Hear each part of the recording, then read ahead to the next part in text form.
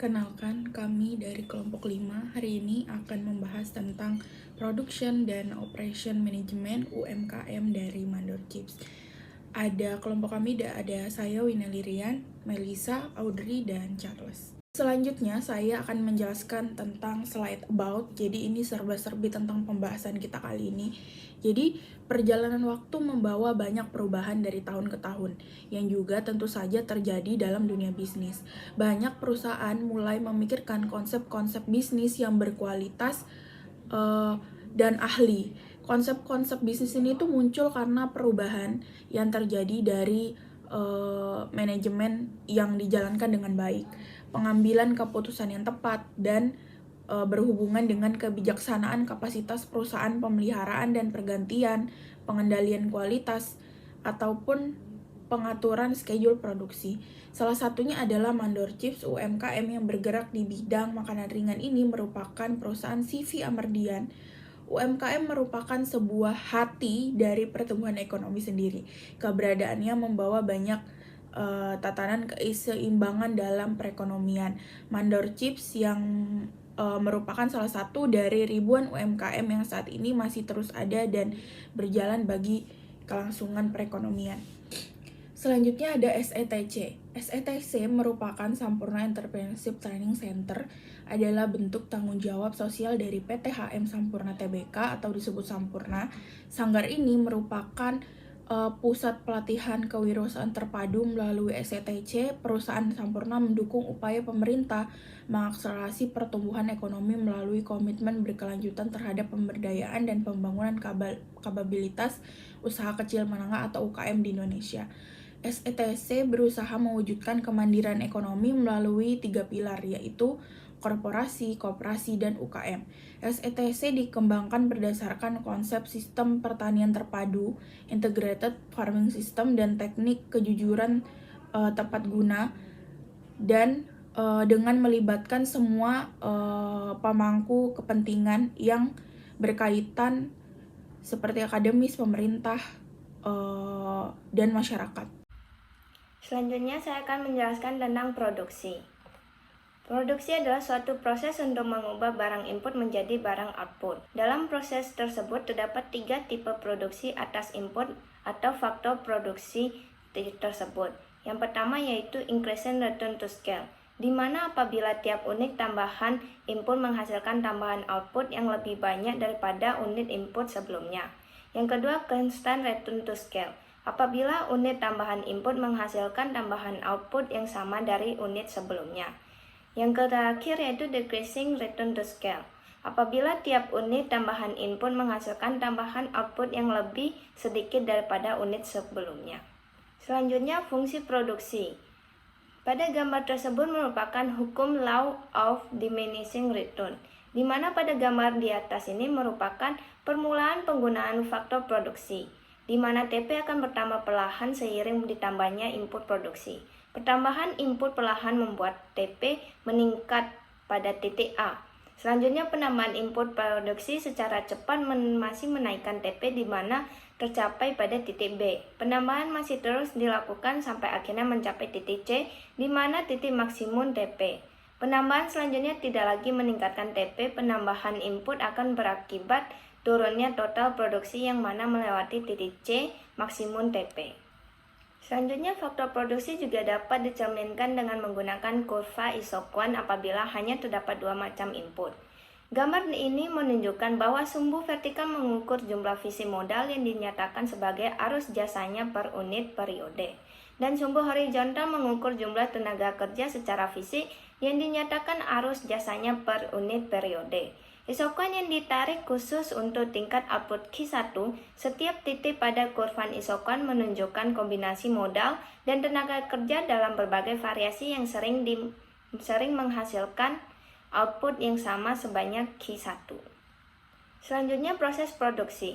Proses produksi dapat didefinisikan sebagai kegiatan yang meningkatkan kesamaan antara pola permintaan barang atau jasa dan kuantitas, bentuk, ukuran, panjang, dan distribusi barang atau jasa tersedia sebagai pasar. Proses produksi lebih jelas dijelaskan pada bagian yang di samping saya. Pada gambar di atas dapat dilihat bahwa produksi berasal dari input yang berupa faktor-faktor produksi yang diproses sehingga menghasilkan output berupa barang dan jasa.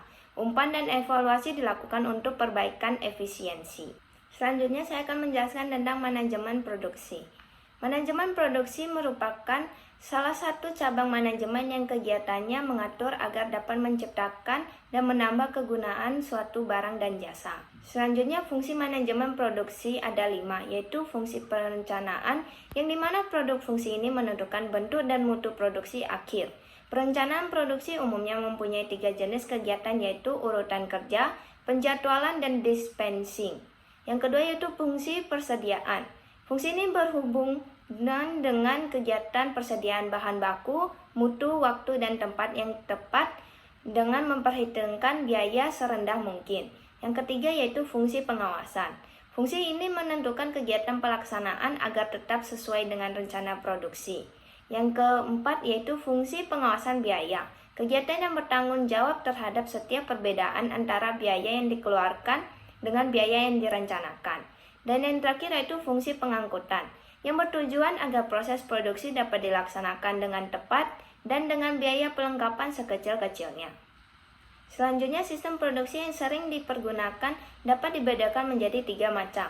Yang pertama yaitu proses produksi yang kontinu, di mana peralatan produksi yang digunakan disusun dan diatur dengan memperhatikan urutan-urutan kegiatan atau routing dalam menghasilkan produk tersebut, serta arus bahan dalam proses telah distandardisir. Yang kedua yaitu proses produksi yang terputus-putus, di mana kegiatan produksi dilakukan tidak standar, tetapi didasarkan pada produk yang dikerjakan, sehingga peralatan produksi yang digunakan disusun dan diatur yang dapat bersifat lebih luas, untuk dapat dipergunakan bagi menghasilkan berbagai produk dan berbagai ukuran. Yang ketiga yaitu proses produksi yang bersifat proyek, di mana kegiatan produksi dilakukan pada tempat dan waktu yang berbeda-beda, sehingga peralatan produksi yang digunakan ditempatkan di tempat atau lokasi di mana proyek tersebut dilaksanakan dan pada saat yang direncanakan. Selanjutnya ada 3 macam subsistem dalam perusahaan yang dapat dibedakan, yaitu yang pertama sistem perumusan kebijaksanaan. Fungsinya adalah menyelenggarakan kebijaksanaan organisasi perusahaan yang mendasar dan menyeluruh dengan memproses dan mengolah serta menganalisis informasi yang menyeluruh yang mencerminkan keadaan perusahaan dan lingkungan sekarang ini, keadaan di masa depan bagi pencapaian tujuan dan dasar perusahaan jangka panjang maupun jangka pendek. Yang kedua yaitu sistem pengendalian umum, yaitu fungsi utamanya adalah mengubah dan mentransformasikan informasi untuk dasar pengukuran, pengevaluasian, dan pemantauan terhadap keberhasilan pelaksanaan kebijakan, strategi dan program perencanaan, serta sekaligus memberikan upaya-upaya yang harus dilakukan untuk perbaikan atau koreksi agar tujuan dan sasaran yang direncanakan dapat tercapai. Yang ketiga yaitu sistem pengorganisasian antara, yaitu fungsinya adalah untuk memberikan dukungan pelayanan yang dibutuhkan oleh subsistem yang terdapat dalam organisasi perusahaan atau sekaligus mendukung sistem organisasi perusahaan. Selanjutnya, masuk ke manajemen operasional. Manajemen operasional adalah beberapa rangkaian kegiatan yang nantinya akan menghasilkan sebuah value dalam bentuk barang maupun jasa dengan mengubah suatu input menjadi output. Manajemen operasional dapat diartikan menjadi pengelolaan semua faktor produksi yang ada menjadi berbagai macam barang dan jasa. Selanjutnya, itu ada tujuan manajemen operasional. Yang pertama yaitu efisiensi. Efisiensi berfungsi untuk meningkatkan perusahaan dalam memaksimalkan output barang dan jasa dengan menggunakan input sumber daya dengan seminimal mungkin. Yang kedua, itu ada produktivitas. Produktivitas untuk meningkatkan produktivitas perusahaan dapat dilakukan dengan memproduksi barang atau dan jasa sesuai dengan keinginan konsumen. Dan yang ketiga, ekonomi itu berfungsi untuk meminimalkan biaya produksi ataupun jasa yang dibuat sehingga biaya yang dikeluarkan itu semakin sedikit. Terus yang keempat itu ada quality. Quality untuk meningkatkan kualitas dari barang ataupun jasa dapat dilakukan dengan mengikuti standar dan kualitas yang telah ditentukan. Yang kelima, itu ada mengurangi waktu produksi. Agar waktu produksi digunakan secara maksimal, perlu diadakan pengontrolan proses, produksi, dan waktu yang tersisa dapat digunakan untuk aktivitas yang lain. Terus selanjutnya, fungsi manajemen operasional. Fungsi yang pertama yaitu perencanaan. Perencanaan merupakan kegiatan yang dimulai dengan penentuan jenis barang atau jasa yang akan dibuat. Perencanaan, pengadaan, dan penanganan sumber daya yang akan diolah, penentuan jumlah dan jenis serta penataan letak mesin dan peralatan yang nantinya akan digunakan. Dalam kegiatan perencanaan harus menetapkan sasaran perusahaan termasuk berbagai kebijakan dan aturan yang harus diikuti di dalam pencapaian sasaran tersebut. Yang kedua, pengorganisasian. Pengorganisasian yaitu seluruh kegiatan, penentuan jumlah, dan jenis sumber daya manusia yang dibutuhkan untuk melakukan setiap kegiatan. Pengorganisasian meliputi penentuan struktur organisasi dan susunannya, yaitu penentuan hubungan antar setiap individu dalam organisasi. Yang ketiga, itu ada penelaahan, yaitu kegiatan yang bertujuan untuk mendapatkan keterangan dari setiap kegiatan yang dilaksanakan dalam operasi dan produksi. Fungsi penelaahan membantu pemimpin untuk mendapatkan informasi mengenai kegiatan operasional dari segala sisi yang berfungsi dalam pengambilan keputusan. Dan yang terakhir itu ada pengawasan. Pengawasan merupakan kegiatan yang fungsinya untuk mengarahkan dan menjadi agar kegiatan yang sudah direncanakan di awal dilaksanakan sampai selesai.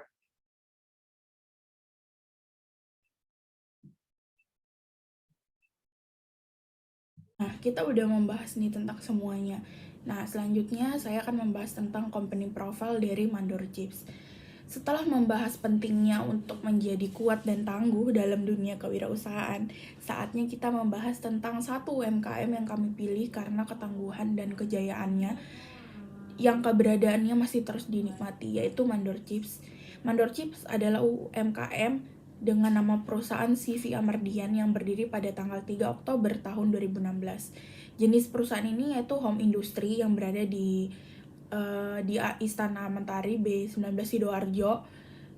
Lokasinya perusahaan ini sudah memiliki 10 karyawan totalnya dan yang bergerak di bidang makanan ringan dan handicraft. Awal berdirinya perusahaan ini adalah memproduksi barang handicraft yang berupa sepatu rajut, aksesoris rajut, dan kemudian pada bulan Februari 2017 perusahaan ini menambah lini produksinya berupa makanan ringan seperti keripik talas, keripik pisang, keripik kedelai, keripik usus, dan keripik singkong. Dan adapun legalitas yang telah didapatkan ini ada sertifikat halal, merek, terus UI, uji nutrisi, terus TDP, NPWP, dan lainnya.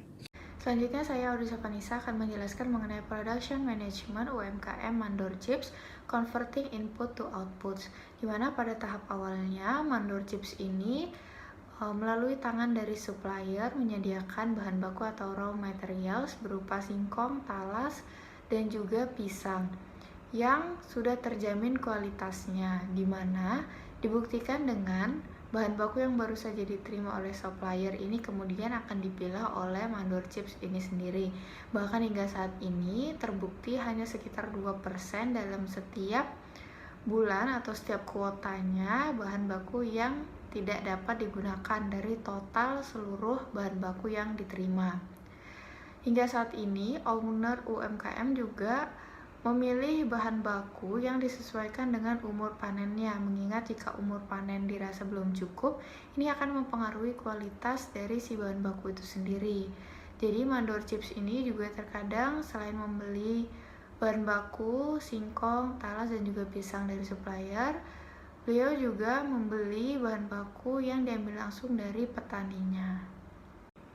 Setelah menyiapkan input, yakni bahan baku atau raw materials, kemudian memasuki tahap selanjutnya yaitu conversion process, di mana pada tahap ini input mulai diproses untuk menambahkan nilai produk. Jadi UMKM Mandor Chips ini mengelola sumber daya atau raw material sebagai input bahan baku di awal dengan mengumpulkan singkong, talas, dan juga pisang yang kemudian dipilah untuk dikategorikan antara yang layak dan tidak layak diproses. dengan menggunakan peralatan yang menunjang penerapan prosedur di awal produksi, yakni para tenaga kerja yang bertugas untuk mengawali pengolahan bahan baku dengan mulai mengupas singkong, talas, maupun pisang, di mana pada tahap ini dikerjakan oleh kurang lebih 3 pekerja dengan peralatan pisau yang diganti setiap 2 tahun sekali sebagai alat utama pada proses ini. Memasukkan conversion proses yang berikutnya, di mana di tahap selanjutnya singkong, talas, dan juga pisang ini sebagai raw materials atau input produksi memasuki proses berikutnya, yakni pencucian bahan baku. Jadi pada proses ini dikerjakan oleh satu pekerja lelaki dengan bergantian mencuci dan memindahkan bahan baku antara satu wadah ke wadah lainnya yang dilakukan secara berulang kali. Jadi proses ini dilakukan hingga air yang terdapat di dalam wadah tersebut bersih, jernih, tidak lagi mengandung berbagai zat-zat atau mungkin getah maupun kotoran yang berasal dari bahan baku itu sendiri. Setelah melalui beberapa kali pencucian, proses berikutnya ialah dengan melakukan penggorengan ketiga bahan baku singkong, talas, dan juga pisang yang dilakukan dengan kompor, gas, minyak, dan juga kuali yang sangat besar sebagai alat dan bahan bakunya, di mana pada proses ini dikerjakan oleh satu pekerja wanita. Setelah melalui berbagai proses di mana bahan baku dipilah, dikupas, dicuci, kemudian digoreng, bahan baku jadi ini siap untuk dikemas. Di mana pada tahap ini UMKM Mandor Chips memiliki alat dan tempat khusus pengemasan yang berada cukup jauh dari lokasi tempat atau rumah produksi, di mana ini menyesuaikan mobilitas dari owner yang bekerja dan bertempat tinggal di tempat produksi pengemasan, sehingga hal ini memudahkan efektivitas dari proses pengemasan. Jadi di proses pengemasan ini UMKM Mandor Chips memiliki alat sendiri, yakni sebuah mesin press plastik atau mesin seller. Dalam menambah nilai guna produk yang ia jual, UMKM ini tidak hanya meningkatkan kualitas pada bahan baku saja, seperti melakukan penyortiran singkong, talas, pisang dengan umur panen yang layak, tetapi juga menggunakan gula tanpa campuran bahan-bahan yang dapat membahayakan kesehatan, terutama tenggorokan konsumen. Nah, UMKM ini juga menyulap packaging yang semula hanya berupa plastik dengan stiker sablon yang digunting dan ditempel secara manual menjadi packaging yang menarik, dihiasi dengan berbagai doodle art atau gambar-gambar sejenis guna meningkatkan daya saing yang tidak hanya dilakukan dari segi olahan hasil produksi saja, tetapi juga dari packaging dengan penampilan yang menarik. Selanjutnya memasuki Operation Management UMKM Mandor Chips, ini dibagi menjadi 4 subbab. Yang pertama ialah transportasi, faktor lingkungan bisnis, dan juga tenaga kerja. Jadi pada aspek transportasi, pengangkutan bahan baku terutama dalam proses pengemasan dari rumah ke tempat pengemasan ini diangkut oleh transportasi pribadi, di mana pengangkutan untuk proses pengemasan ini dilakukan sebanyak 4 kali dalam seminggu. Nah, pada aspek cycle factors, sumber daya penunjang produksi seperti air yang menjadi komponen utama dalam berbagai proses, terutama pada proses pencucian bahan baku ini, dimiliki dan dikelola langsung oleh owner di rumah produksinya. Sedangkan dari sisi energi seperti bahan bakar yang digunakan pada tahap penggorengan ini menggunakan minyak makan dan gas LPG sebagai komponen utamanya. Dari sisi human factors yang menjadi dasar dari terciptanya kegiatan produksi dan operasional ini berjumlah kira-kira kurang lebih 10 orang yang terdiri atas pekerja pada proses sortir bahan baku, pengupasan, pencucian, penggorengan, distribusi, dan juga pengemasan. Jadi UMKM Mandor Chips ini juga memiliki peraturan dan regulation yang diterapkan dalam proses produksinya, di mana para pekerja diberikan seragam produksi yang layak dan alat pelindung kebersihan seperti topi penutup kepala dan juga sarung tangan demi keamanan saat mengupas bahan baku, di mana ini bertujuan untuk menjaga kebersihan dari makanan yang akan dikonsumsi. Selain itu, dari segi alat dan bahan baku juga diperhatikan kebersihannya secara berkala atau rutin, di mana terbukti dari alat pengupas yakni pisau yang rutin diganti selama 2 tahun sekali sebelum berkarat. Selain itu dari segi wadah, wajan, peralatan lainnya juga terlihat bersih dan terawat. Kedua ialah quality control produk dan usaha. Untuk quality control, UMKM Mandor Chips juga telah mendaftarkan produknya pada berbagai standar kualitas produk seperti logo halal MUI dan juga uji nutrisi bahan baku, serta turut didaftarkan legalitas usahanya seperti mendaftarkan surat izin usaha perdagangan, tanda daftar perusahaan, NPWP pajak, dan legalitas merek. Terlihat dari bagian belakang kemasan dari produk Mandor Chips ini yang telah mencantumkan logo dari standar kualitas produk, bahkan hingga menjamin bahwa kemasan yang digunakan merupakan bahan yang ramah lingkungan atau 3R, reduce, reuse, dan recycle. Distribusi dan penjualan. Dalam melakukan kegiatan distribusinya, Mandor Chips memiliki saluran distribusi yang tersedia baik di offline store maupun juga di online store.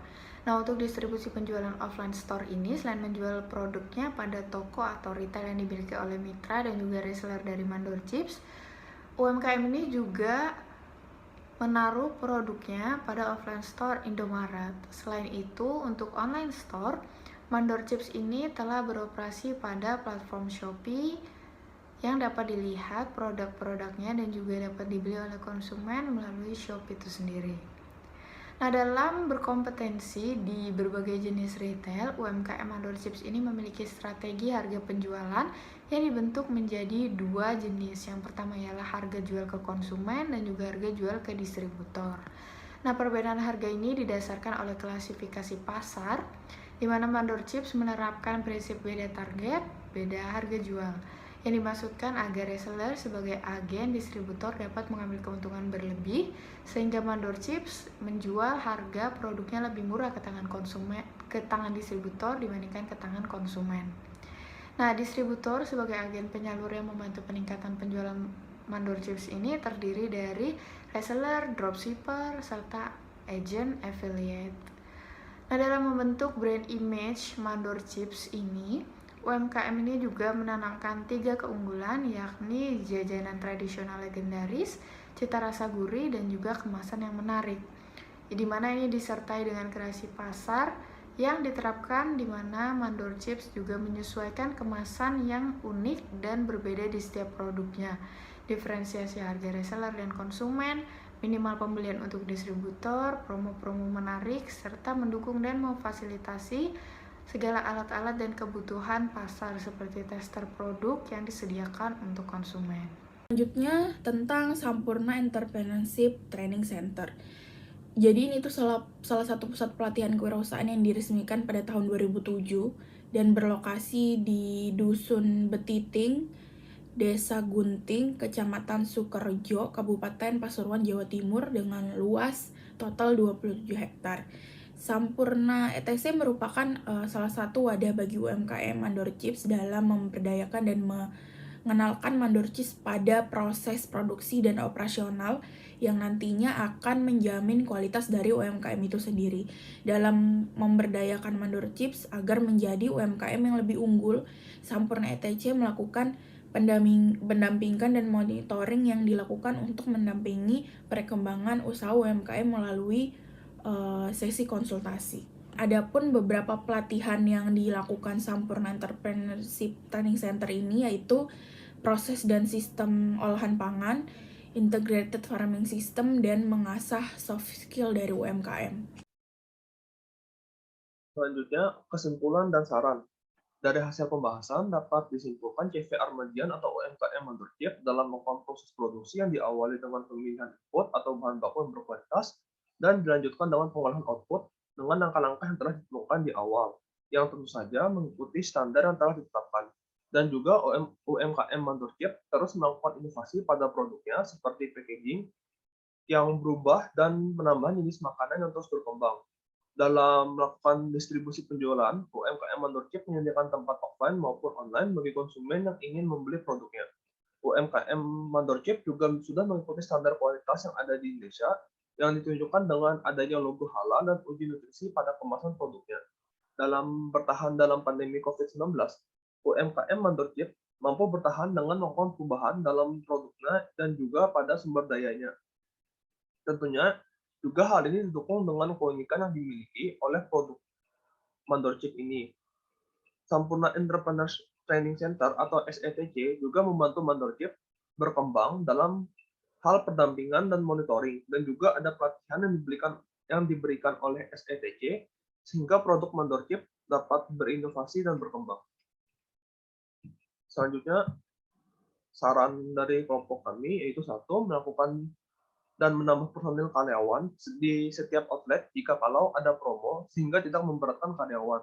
Yang kedua, dalam hal pemilihan media yang dimanfaatkan Mandor Chip sebagai saluran kegiatan transparansi seperti web, sebenarnya sudah baik karena dapat menjangkau berbagai khalayak.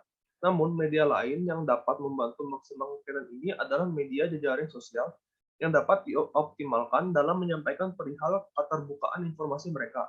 Jejaring sosial seperti Facebook dan Twitter memang sudah dikembangkan Mandor Chip, namun sifatnya masih dalam level internal.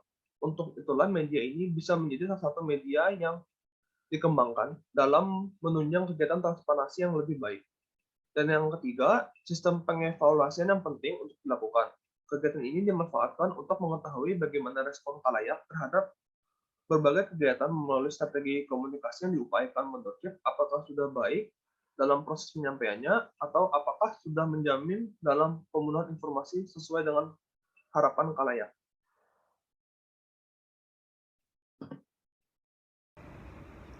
Akhir kata saya mewakili teman-teman dari kelompok 5 yang membahas mengenai Production and Operation Management UMKM Mandor Chips hasil dari company visit beberapa minggu lalu.